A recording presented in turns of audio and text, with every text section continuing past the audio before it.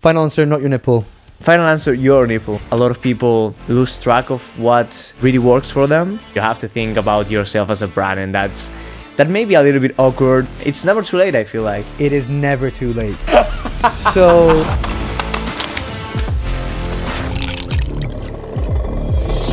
Are you ready? Hi there, I'm Robbie and you are listening or watching to the Lost Creator podcast. And joining me today, we have a very special guest. We always have a special guest, but today he's particularly special because he's actually a really dear friend of mine. Yes. And that is Senor Alfonso Boada, but you might commonly know him as Fonsi. If I'm not mistaken, right? Yeah. Coming in at 9.5k subscribers on YouTube through Fonsi Abroad. And if I'm not mistaken, it's 260,000 followers on Instagram. Yeah. Bravo. Round of applause to yourself. Congratulations. Thank you so much for being here with us today. No, thank you for having me. Because you're my friend, I really want to kind of kick this off in a strong positive way. Can I offer you a drink maybe? Yeah. What would you like? Would you like a beer? Would you like we have whiskey, we have vodka. I mean, knowing you, it's gonna be whiskey for sure. I mean, so. I'm gonna have a whiskey for sure. Okay. Would you fancy a whiskey? Yeah. Let's have it. Okay, why not? Why Let's not? have a whiskey. Yeah. So Ryan, whenever you're ready, we'd love we'll take a whiskey. Jameson, okay? Yes. Yeah. The best whiskey because it's Irish. So Fonsi, please start off by telling us this incredible success that you've reached. How did it all start? Like, give us a little bit of context on your background, where you've come from, when you decided to start getting into content and why. Tell us a little bit about that. Well, I actually graduated from marketing back in 2017, and I remember. Actually, sorry, but which is awesome. I think few people know this. Looking at Fonsi for the first time, but he's actually 27. Yes. Right? I mean, look at that face. Look at that face. What is the first question I want to ask you before we go into your background is, what is the key to immortality? What is the key to looking so youthful at 27? I mean, as far as I know, I've looked younger than I am for my whole life. So I think that's kind of a blessing right now, maybe, but a curse when I was 18, probably. Yeah. And it'll only keep being a blessing, I think. I think so. Yeah. Right now, I don't mind it for sure. Awesome. Yes. Okay, so take us back to when you graduated university back in 2017. Yeah. So I knew I didn't want to jump into an advertising agency and just here comes the whiskey. Yeah. So I knew I didn't want to be stuck in an office, and I think there's okay. Cheers. Cheers. I think there's kind of I really respect people who really want to take that path, but I feel like I was not ready to kind of to settle down in a way, and I know the world had so much in store, so I wanted to travel for sure. And I actually started just working as a freelance, doing marketing jobs, and at the same time kind of already creating what my platform was going to be nowadays. So I had a lot of planning, and I dedicated a lot of time to make kind of my personal brand. Okay. What sort of planning went into this? It was a lot of research, a lot of months, just trying to see, because branding yourself, I think it's not really easy. You have to think about yourself as a brand, and that may be a little bit awkward, but at the same time you have to strip everything of yourself that it's not what's gonna help the audience. So I just created this travel blog. I love traveling solo, and I wanted to inspire people to do so. And you started your channel or your Instagram, because you did your Instagram before you did your YouTube. Yeah. When did you start that? When did you start posting? I actually started my Instagram alongside kind of a written blog, and that's how people could see more of my experiences and learn about my vision about traveling, and just how I feel about solo traveling and all of that. So that was because you're originally from Barcelona. Yes, from Barcelona. From Barcelona in Spain. Yeah. Obviously, Spanish being your first language. Was your written blog that you were doing alongside the building of your personal brand, was that in Spanish or was that in English? It was in English. The reason why I think is because when I started traveling, I was on my last year of university. in the US, and it just came naturally to talk in English. And actually my main audience is the US, so it was kind of meant to be, and thanks to that studying abroad, I guess I did my platform in English, and that's how it kept going for the rest of this time. The whole time. The rest, as they say, is history, right? But it's not history, because we're here to deep dive into all of this, because we don't want to leave any of the small details out. So you started posting back then, and then when was the at what point did you start to see sort of there being a bit of a change? When did you start to feel like it was really taking off? I don't think I really had a moment where it all exploded as other creators have. In my case, was more of a slow but steady build. There was a point where I was growing a lot, and I knew this was temporary, because social media, it's very volatile. I knew this was not going to last forever, this spike. And at that point, I think a lot of people lose track of what really works for them. In my case, I really wanted to keep going, so I just stick true to what I believe in my message. And I think that was what, when that spike, kind of slowed down a little bit, made my audience, to stay with me. And what was that message in particular? Why don't you let our audience know? Yeah. Tell our audience what that message was. Okay. So my main goal is to inspire solo travelers to just go out there, and my main audience is usually people who really want to travel solo, but are kind of afraid or have certain fears about it. So I feel like that's my main message, to kind of face your boundaries and go out of your comfort zone. Yeah. Ush, ay, mi niño. Que bien habla mi niño. It's a bit of a cultural Spanish reference there. And so what made you choose Instagram as your sort of main platform when you were first starting out? I think it was it came out like it was pretty natural.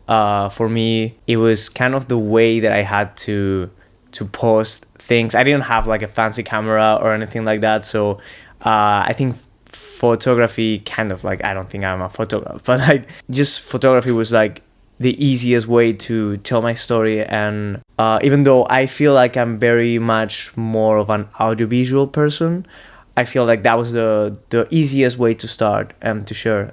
That was back then when Instagram was nothing like it's now, like now it's all video. So it is. It's a changing platform. Yeah. It is. Actually, we kind of discussed that with Susan in last week's episode about how the platforms keep changing, and you have to almost kind of change. You got to change with them. If not, you kind of get left on the wayside. But I think as long as you're staying true, regardless of the way that the platform changes, as long as you're staying true to your message and what your content is all about, then in theory you should still be able to keep growing, but also still maintain that relationship with the audience, the core audience that you have that's there with you from the beginning. For me, I think in that sense is actually I'm not afraid of the changes of the platform, because I'm not married to a type of content. I love to try new platforms, try new things, and kind of like do all that research and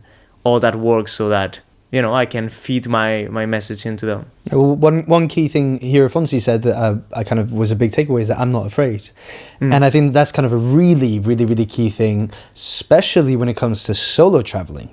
Because as a solo traveler, you don't really have the safety net of people around you. You don't really have the safety net of your family and friends that are nearby in your hometown or wherever you are. And you've got to be able to kind of take this leap and know that you're kind of doing it alone. And I'd love to know what kind of gave you this little bug, this kind of starting point of wanting to explore solo traveling to begin with. Yeah. I think it was kind of the fact that it all came from the perspective of kind of really, if I want to know myself and the world around me better, I have to get out there. And I feel like, and that's something that not everybody's gonna agree, but I feel like we kind of like live in a bubble. If we like, whenever we grow up and like go to school and then go to work, and we have all these kind of planned, this predetermined cycle of what life should, yes, in quotation marks, should be, right? Like this idea, this ideological, the cycle of life. You go to school, you graduate, you go to university, you get a job in what you studied, you meet someone, you have to get married, you have to have kids, buy a house with kids, and repeat, right? Yeah. I think like that's kind of like the plan, and when you stick to the plan, I feel like there's a lot of people who end up being unhappy. Some of them are really happy, so solo travel may not be for everyone, but for the people who really think there's something else and they want to challenge themselves and really, you know, explore what they are capable of and what opportunities are out there, I think solo traveling is the easiest way to face those fears and go out of your comfort zone, start meeting new people who you wouldn't meet otherwise. And do you think that solo traveling should be age restricted? Age restricted, like do you think that like if you're in an older generation that you shouldn't be able to solo travel? No, I don't think so at all. Yeah, I think you should solo travel if you feel the need to, and if you think it's gonna benefit you in a way. I think there's just so many lessons from it that I would advise it to anyone who is burned out from their work. You know, you may be 40 and you had this career, and I've actually met people who are older and they are traveling solo because they never had the chance to do so when they were younger, and they kind of regret that. And it's never too late, I feel like. Yeah, it is never too late. Yeah, it is never too late to just get out there and do what you want. Absolutely. Yes. I couldn't agree. Yeah. I couldn't agree more. But obviously, especially in the more the younger generations that are considering to do solo travel, there is a big fear, right? There is still a fear that kind of surrounds this of like, I'm scared. I mean, it can be scary, right? Like, it's the fear of the unknown, of kind of getting to somewhere, not knowing anyone, not knowing anything, you know, what to do if whatever. Like, and I think a lot of questions build up, a lot of anxiety can build up around this idea of not having that. But what would you say to people who kind of have that initial fear? I feel like that people, it's my main audience. And so I'm really used to deal with this. You eat off of their fear. No, not really. Like I kind of like, you know, like the other day I received a DM and it was about this guy that told me that, you know, watching my videos and hearing about my experience helped him to start traveling solo. He actually is living now in South Korea, and that was his dream, but he was really afraid of just going out of his country, leaving his people. And you know, that's the kind of it feels really rewarding when you can inspire in that way. And it really is, you know, there's a lot of people who make a lot of excuses not to.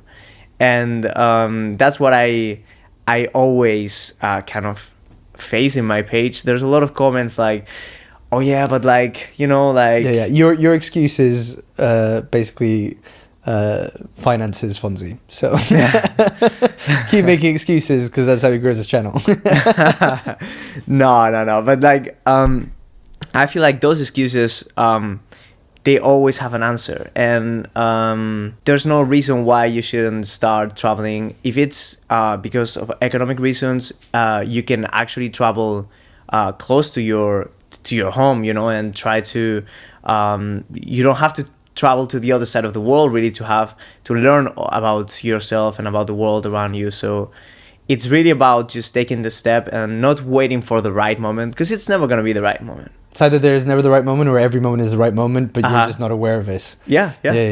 And yeah, it's this idea of stepping out of your comfort zone. Things are easy when you're out of your comfort zone, but you don't learn when things are easy. You know, I think it's when you go through the hardships, when you go through the things that are a little bit scarier. I mean, I'd love to know a little bit more about some of the bigger challenges that you've faced as a solo traveler. You know, whether it's like losing, you know, you lose your credit card, you can't get money out, whatever that is. You know, those are the kind of situations that really push us and thicken our skin. You have to kind of get a bit thick skin to be able to really grow as a person. Yeah, you know? yeah. No, I totally agree. You know, whenever I talk about the bad things about solo traveling, when I say bad, it's the bad experiences. Let's say, yeah.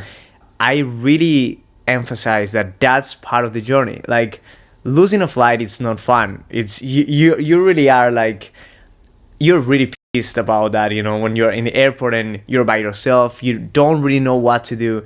And if you're with someone else, you know, you can share that kind of, you know, that those complications. But when you're by yourself, you really don't know what to do, and you have to. You start knowing yourself better, and you find that you're more resourceful than you thought. You know, so I think that's, you know, facing those moments. It's key. Yeah. Once you lose a flight, you never miss another one. Oh yeah. And if you miss another one, at that point you're actually laughing about it. Like that's, you know, comedy is tragedy plus time. So, you know, once you kind of go over that hurdle of going through that complication, once it happens again, you're familiar with that scenario that would have, at the time, before you left home, before you stepped out of your comfort zone, would have been scary. And then it's something you can just, you know, in hindsight, you can like laugh about it. You can have a good time around it. Yeah. So that's awesome. So I would like to know, obviously, kind of going back a little bit more into your content. Obviously, as a solo traveler, you're having to post a lot of content as one individual, sort of on the platforms. You know, you're by yourself. So what kind of advice, what were some good tips for people who are solo traveling to maybe get some good content when they might not have someone who's traveling with them to take photographs of them? And what's sort of your advice there on getting good content as a solo traveler? I would say get a GoPro or another action camera. This is not a sponsor by GoPro, but get an action camera. Although GoPro, if you're watching, we'll happily accept yes any sponsorships. Future sponsorships on GoPro. Yeah. Future podcasts on GoPro. Yeah, GoPro. Yeah. GoPro. If you're watching, we'll happily accept. We're here. But yeah, any action camera is good, but definitely, you know, start recording yourself, talking about your experiences, and you can always ask someone else in the street or like someone that you might meet on the hostel to take photos of you. It's probably not going to be the best. It's the classical photo of being, you know, traveling solo. It's like you are like here, and then there's the monuments, like, and you're like, okay, I kind of see myself there, but like they always go back. But it's probably not going to be the best. But if you're traveling solo, I would say definitely just record yourself and take a lot of selfies, I guess. Yeah. Take a lot of selfies. Take a lot of B-roll. That's always my tip, because if you're filming yourself talking, I would always say shoot as much B-roll as you can as well. Like this is the B-roll, for those of you who don't know, this is basically like the supplementary footage that will go over the things that you're talking about. You're talking about a beautiful place that you're at. Show us the beautiful place with some additional shots. Exactly. And, no, of course, like if you are a photographer, if you are into photography, into videography, you can also, of course, like shoot at your surroundings. So and you can never have too much. That's also my other tip, because you definitely don't want to get into the editing stage and you're finding yourself needing stuff rather than you know, it's always better to have too much and then not use it than not have enough and be like scrambling trying to find some ways to make it work. Yeah, for sure. When you have to kind of create everything from scratch on the editing room, that's not good. You always have to have a plan and to have enough content so that everything can come together nicely.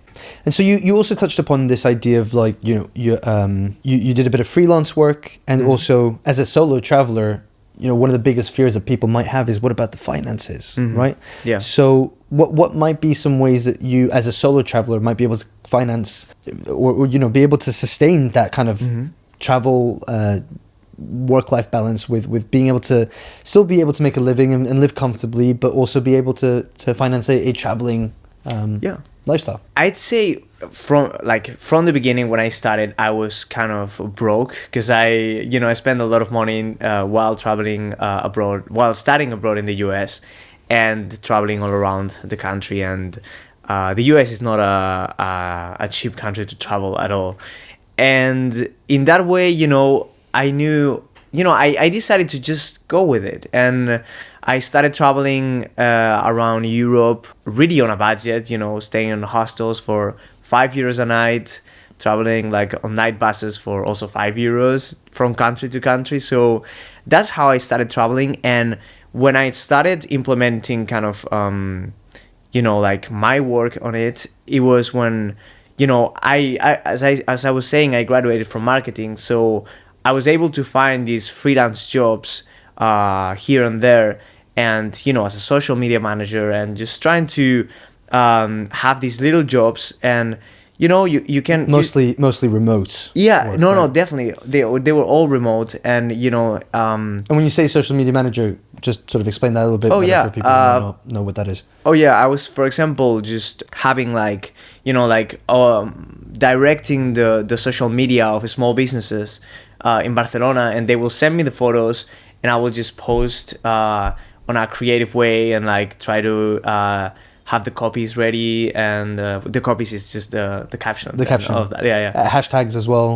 Yeah. So it was kind of a planning of the social media of the platform of the business, and I did that for a while I was doing the travel blog, at the same time, and there was a time where actually the travel blog overtook everything else, and I was able to travel just by the sponsorships and all the income that I could make from my platform. Tell us about your first sponsorship experience. My first big sponsorship, let's say, was with a company called Hughes, and that was a parka company. So they, it was this really cool winter parka, and we traveled all the way to Iceland to record it. And it was, now seeing, like, if I look back, I was so inexperienced in all of that, handling the meetings, and it went perfectly, but yeah, I didn't really know what how to respond to my to these people, and I kind of I think it was a great partnership, but now I'm so much more knowledgeable, but it was great. We traveled to Iceland, recorded for 5 days there, then traveled to Canada also, and it was just this great trip. It was really a surreal experience. Still solo? Yes, I was by myself with the team, with the crew that was recording it, which were fantastic, and we had a lot of fun in Iceland. It really felt great, because it kind of felt like everything that I've done until this point was really appreciated, and I kind of like saw myself doing this for longer, so it was really nice. Yeah. So it was a bit of that moment where you were like, meh. When I realized I'm like, okay, it's working out. This is cool. Yeah. That's working. That's really cool. However, I think obviously, if I'm not mistaken, IG or Instagram is your main platform at the moment. Mm-hmm. So you're kind of like your bread and butter, should we call it? Yeah, I'd say for me, YouTube is where I can really expand my experience and really talk in more depth about everything that I have to say. So I'm really working towards growing my YouTube right now. But Instagram, it's a platform where most of my audience is, and where I feel it's easier to communicate in kind of a daily basis and be more, be present with my audience. So. Yeah. I'm more like in the moment, because it is. I mean, the whole idea behind IG stories, which, if I'm not mistaken, came from Snapchat. I think Snapchat, like, and then Instagram kind of took a little bit of that, but replicate that.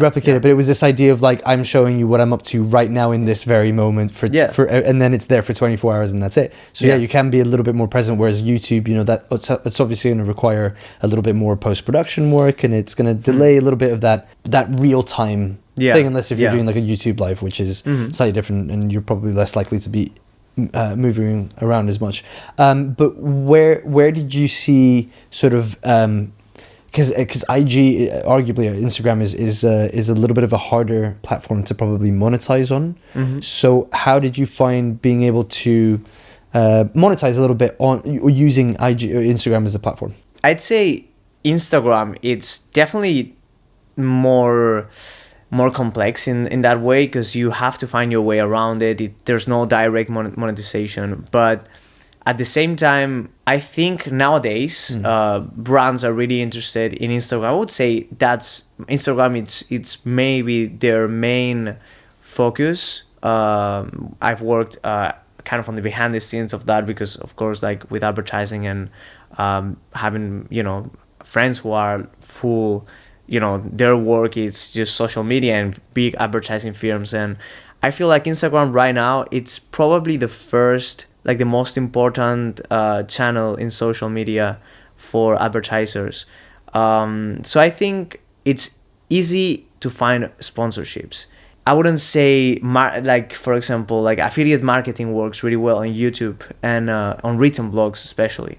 While in Instagram, there's no really an easy way to use it. Also, Instagram doesn't like when you put a lot of links and when you start redirecting people out of the platform. I would say in Instagram it's mainly sponsorships and maybe your own products that you can create, or in my case, I'm doing this group trip, which I'm really excited. I'm starting to do group trips, multiple group trips, and it's great to be able to travel with my audience. And it's a way to have your own thing and your own product. And yeah, I think that's also a great source of revenue and an interesting. If you have your own product, you can definitely do something in Instagram too. Yeah, and this group trip that you've got planned. Yes. If I'm not mistaken, you sold 20 spots. 20 spots in one day. 12 spots. 12 spots in one day. Out of what is essentially 20 spots. Yeah. 20 available spots. Again, this is the concept of having a product, and clearly you've marketed a product very, very well. But more importantly than that, I think actually is kind of owning back to this idea that you said before about you had a specific follower who reached out to you and kind of, you said he had really, really inspired you. And one of the things that I've obviously noticed a lot, especially with your Instagram, is that you're very, very engaged. And I think engagement is obviously a really, really, really key and important part of any social media channel, but particularly for Instagram is being very present and being very engaged with your followers. So I'd love to know a little bit more about, kind of how you, what your considerations are on not only engagement, but do you have any sort of like planning around how you can stay really, really engaged without it becoming like, you're on your phone the entire time, because you also need to be able to experience something. You also need to be able to enjoy something. So how do you kind of plan around engagement, and when did you realize how important it was for your channel? I feel like I've always thought that my audience, I really have a really good relationship with my audience, and I want to maintain that. And I feel like interacting with them. Sorry. Well, can we get a little bit a moment? I can speak. Okay. I think it was the whiskey. That's fine. Oh, is the whiskey too strong for you? When I start coughing, I just drink more whiskey. Okay, now, yeah, I think I can go back. Right, and so so you've got this group trip, which is obviously it's a product, and it's always important when monetizing as a content creator to have a product. Your product sold 12. Bearing in mind, there's 20 spots available. Your product sold 12 spots in one day, which is amazing. So congratulations for that. Thanks. Really huge feat. But tell us, obviously, first of all, tell us a little bit more about this product actually. Yeah, it's basically a group trip that I'm doing with 20 of my followers to Costa Rica in this case. And I always found that, I actually jumped into this kind of product because a lot of people were telling me, I'm a solo traveler, but I would love to travel with a group of like-minded people, and I would love to travel with you and other followers. So, that idea came actually from the followers, and I thought it was brilliant. I thought it was a great opportunity, and I put the work on it to make the best trip possible. A trip that really fitted that kind of adventurous, way of traveling that I always promote. And I came together. I pieced everything together and made this group trip that in this case is going to be Costa Rica. I'm planning other group trips later on to South America and different places of the world. Maybe Bali. Maybe Bali. And so the idea here is that someone who's interested in joining will pay X amount of a fee. They'll have their flights, accommodation, and activities booked, but they actually get to spend time with you, and probably, obviously, you'll get to tell them more about solo traveling and all of the incredible things that kind of come alongside it. Is that kind of the concept behind what the actual product? Yeah, the product. Definition is? The product is the trip itself, and anyone can join, and all the. Well, 20 people. Only 20 people. Not anyone. Not anyone, yeah. but 20 of you. You can Exactly. be anyone. yeah. But anyone can apply, Yeah. and it's definitely, it's something I'm looking forward to, because I haven't done my first group trip yet. It's going to be in November, and I'm really excited for it. We have so many things planned. As I was saying before, this came from a follower, from many followers that were asking about similar things, and Well, it just goes to show the importance of listening to your audience. So you got to listen to what they're saying, kind of where they're guiding you, but also the engagement of being engaged with them.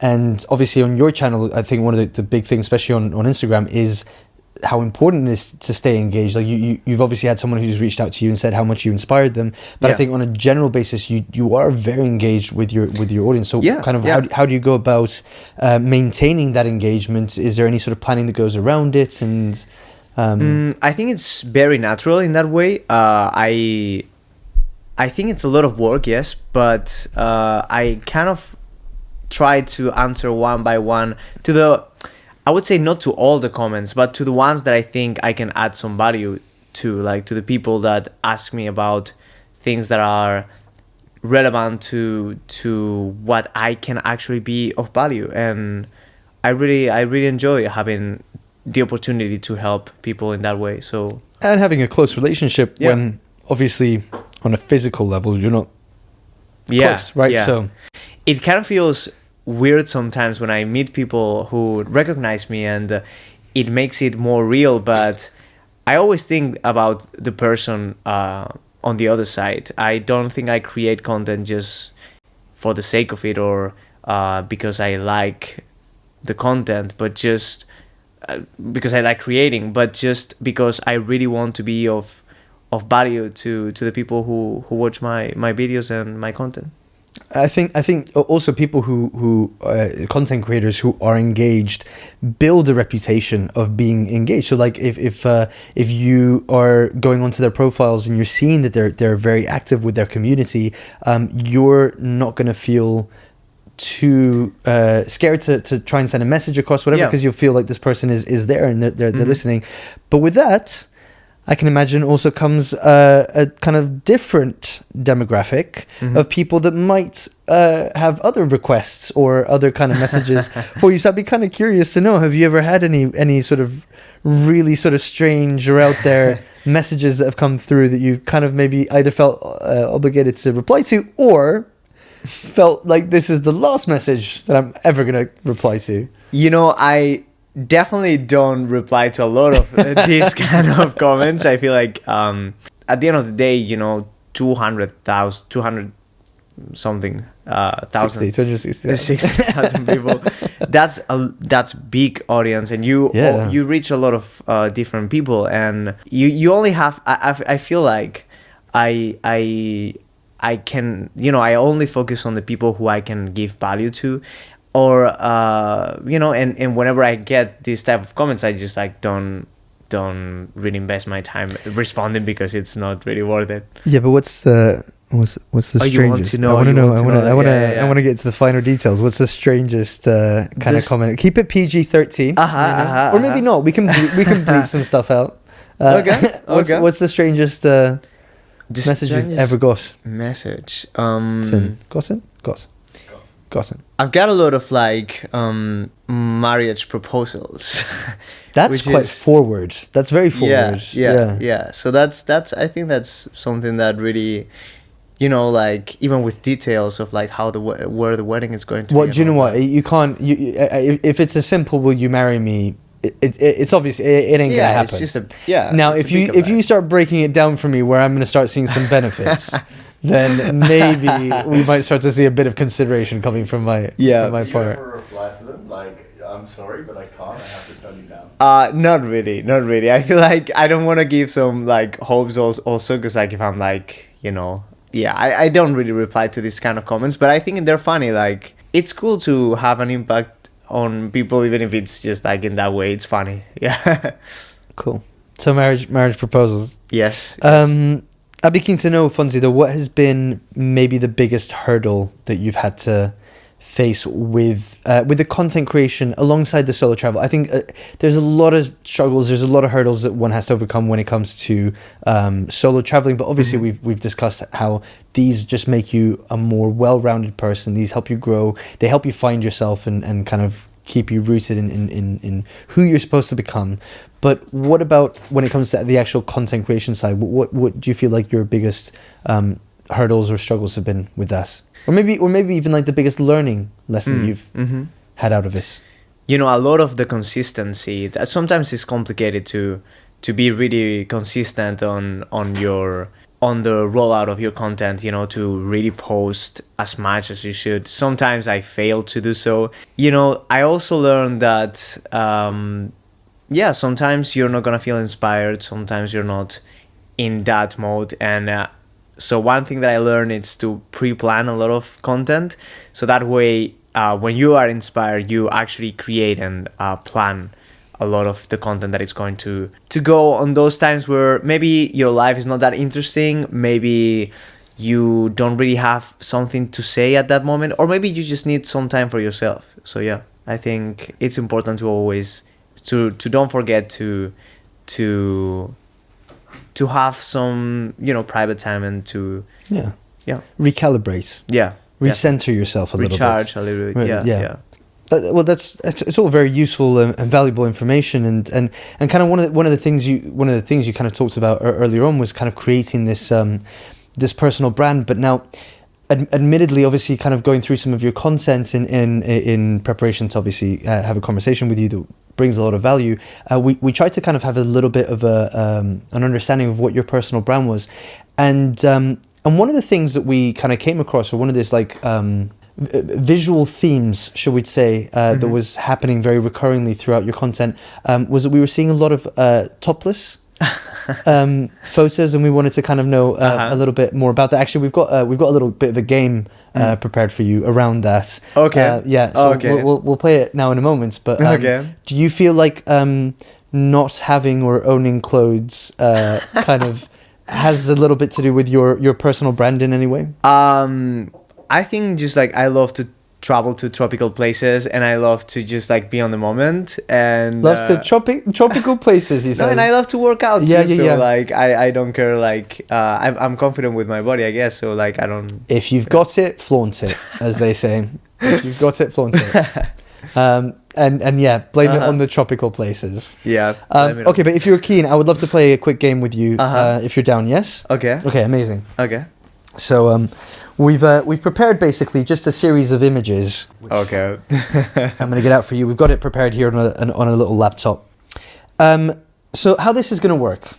Is basically I'm gonna show you a series of photos, and the photos that you're about to see are very, very zoomed in nipples. Okay. Now what I would like you to do is identify whether the nipple that you see is your nipple. Because as we've mentioned, there are a lot of nipples on Alfonso Boada's Instagram. But I'd just like to know if he recognizes his own his own nipples. Okay. Yeah? Are you down to play? Yeah. Sounds great. Okay, so so first up we have this nipple right here. Fonsi, question: is this your nipple? I'd say so. Do you think so? Yeah. Should we take a look? Is this Fonsi's nipple? Take a little look. Hey! Yes. Turns out he recognizes his nipples. Okay, no, that's round one. We still got a few more to go. Okay. That's great. Let's just I have a feeling that your nipple is going to show up at some point. Is this your nipple? No, it's not. This is not your nipple? No. Do you know whose nipple this is? Is that yours? This is my nipple. Should we take a look? Are you sure it's not your nipple? It might be. It might be. What's your final answer? Is it your nipple, not your nipple? I'd say it's not. Not your nipple. By the way, for those of you listening at home, as I'm sure you can imagine, we're showing a series of very, very zoomed in nipples and finding out whether or not. Right now, we're looking at a nipple. It's kind of pink, round. Yeah. It's a pretty standard looking nipple. Yeah. But final answer, this is not your nipple. Yeah, that's my final answer. Not his nipple. Should we take a look? And this nipple, hey, it belongs to Mr. Christian LeBlanc. This is a nipple that we a photo of a nipple. Well, it's not the photo of a nipple. This is a photo of us on holiday. Myself and Master LeBlanc. Okay, next nipple. You ready? Here we go. Fonsi, is this your nipple? Yes. Yes. I don't know. Wild guess. Yeah, it's kind of complicated to be honest, Kind of complicated. and it's very pixelated. But I'd say so. It is quite pixelated. Yeah. But we're confident that it is your nipple. Yeah. Yeah. Should we take a look? Okay. Yeah. It is your nipple. It is your nipple. Hey, I gotta say, you're doing a really pretty decent job here. Like I guess yeah. A man just knows his nipples. Yeah. Okay, next nipple. What about this nipple over here? Is this your nipple? No. No? Maybe not. Maybe not. Whose nipple does it belong to? I really don't know. Well, I need some level of a guess here. Is it your nipple? Do you think it's my nipple? Yeah. Have you seen my nipples? I actually, think so, but I don't think I've paid enough attention. But okay, for any listeners at home, we've travelled and been to tropical places. Yeah. Just to give a bit of context as to why Fonsi might have seen my nipples before. Final answer, not your nipple. Final answer, your nipple. My nipple. Yeah. Okay. Let's take a look. Not your nipple. No, not your okay, nipple. okay. But it's your friend's nipple. It's my friend Oliver. Yeah, Oliver. yeah. Oliver, if you're watching, this is your nipple. Well done. Yep. Okay. Oh, up next. Okay, this one looks a little bit more complicated. Fonsi, is this your nipple? Oh, the pixels are... The pixels don't help. I know, but you know, it's not like you're posting photos of your nipples. It's just that sometimes photos get posted with nipples in them. That's not my nipple. That's not your nipple. Is it your nipple? Do you think that's my nipple? Maybe. Confidently thinking it's my nipple. Uh-huh. It's very dark for my nipple, but... I mean, that was my guess before, but... Okay. Maybe I'm right now. Let's take a little look. And... Fonsi, it is your nipple! Right. So I know myself. One thinks they know themselves, but as it turns out, they sometimes don't. Yeah. So that was actually your nipple, and you couldn't recognize it. Oh, no. What threw you off? Was it because it just looked a little bit darker? I think it was kind of like because of that, and like there was a lot of pixels going on, so I couldn't see pixels really, going on. Yeah. What about this nipple over here? This one. Oh, that's not mine. That's not your nipple. Whose nipple is that? Is that yours? Do you think that's my nipple? I mean, I say that for 3 times. Yeah, there's so I 3 think times it's you've time. been thinking. I think it's time. Is it about now. time that that it's one of my nipples? Let's take a look. It is. It is my nipple. I don't know how this photo got in there. It's just one of my holiday pics of my time in Jamaica. But it is my nipple. Well done. You recognise it. It was a little bit more elliptical, wasn't it? Yeah. We've got one more for you. Okay. We feel like you probably get this one right. Okay. Okay. Feel like you know. I mean, at this point, I feel like I'm a point, master on nipples. Identifying your own nipples. Yeah. Okay. Last one. Is this your nipple? No, it's not. No? There's a lot of hair going on. A lot of hair going on. Yeah. Is that your final answer? This is not your nipple? Yeah. Okay, let's take a look. Fonsi, it is your nipple. So this is actually I took this photo of you when we were down at Nusa Penida. Yeah. It is your nipple. Yeah. And you weren't able to recognize it. For those of you listening at home, this is one of Fonsi's latest photos that was posted. He's obviously like his chest hair and his belly grow out a little bit bigger. Yeah. But he still looks great. You know, facially he still looks 18. But you know, maybe down towards the belly looks a little bit on the older side. But yeah, no, congratulations. I think you've done actually really, really, really, really well identifying your nipples. Thanks. Good job. You know your nipples. But sort of on that note, and I kind of wanted to conclude the conversation today, obviously, by obviously saying thank you so much for being here, being present with us, and giving us all of this incredibly valuable information on... Thank you for having me. No, of course. It's been Really? an absolute pleasure. It's been great. But yeah, we did want to leave you with a little gift that you can take home with you. A little bit of... Actually, it's a little bit of... It's basically a little bit of merch that you can take home with you, that you guys can also buy at home. But we feel like maybe it's time to cover up those nipples and take home a little branded LCA t-shirt, Nice. all the way from the Lost Creators Academy. Which, by the way, it now might be a quick time to just very quickly say that if you want to join a community of incredible creators that are all doing basically exactly what you guys are up to, which is creating content and making it your full-time job without it being your standard 9 to 5, join LCA. You can find the link down below or in your podcast description. So so check it out. Fonsi, thank you so much for being here with us today. Here's a little present for you to cover up those nipples. Thank you. Yeah, Amazing. Yeah. We can see you obviously have a discernible lack of clothing on your Instagram. So Yeah. not anymore. Not anymore. Okay, guys, thank you so much for listening, and we will see you next week with another incredible guest on the Lost Creator Podcast couch with us. Take care, have a lovely week, and we'll see you next time.